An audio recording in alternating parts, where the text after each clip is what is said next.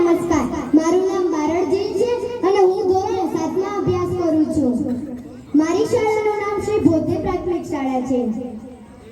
એક ગીરની દીકરી તરીકે આજે મારે એક વેદના રજૂ કરવી છે, તો બધા શાંતિથી સાંભળજો. આપણે બધાને સુખ અને સમૃદ્ધિ મળે એ માટે નવરાત્રીમાં માની આરાધના કરવાની હોય, પરંતુ હમણાં આપણા વિસ્તાર ઉપર ઇકોઝોન નામનો રાક્ષસ આવી રહ્યો છે. એ ખબર તો છે ને બધાને? ત્યારે આપણે બધા માના શરણોમાં પ્રાર્થના કરીએ કે આ ઇકોઝોન નામના રાક્ષસથી આપણે બધાને બચાવે. ખાલી માને પ્રાર્થના કરવાથી જ કામ પતી નહીં જાય, પરંતુ આ રાક્ષસને ભગાડવા આપણે બધાએ પણ કંઈક કરવું પડશે.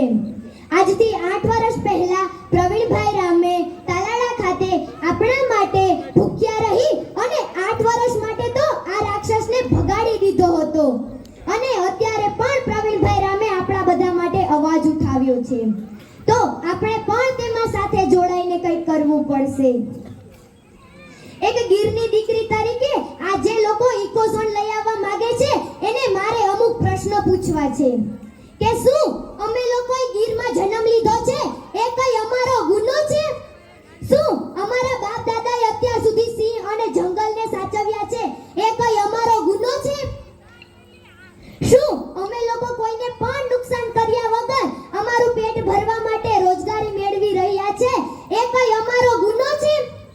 આ ઇકોઝોન લગાડી દેશો તો અમારા જેવા બાળકોનું આવનારા સમયમાં ભવિષ્ય શું રહેશે?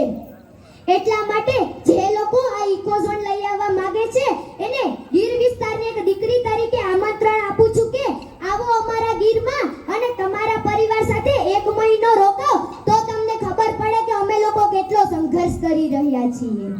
પણ આ બધી વસ્તુ એને નહીં સમજાય, કારણ કે એ લોકો તો એસી ઓફિસમાં બેસવા વાળા છે. પણ આપણે બધા તો સમજી શકીએ ને. તમે લોકો તમારા માટે બહાર ના આવો તો કાઈ નહીં, પણ અમારા જેવા નાના બાળકોના ભવિષ્ય માટે ગીરના લોકો હવે બહાર નીકળો અને આ કાયદાનો વિરોધ કરો એવી ગીરના લોકોને એક દીકરી તરીકે વિનંતી કરું છું. આભાર.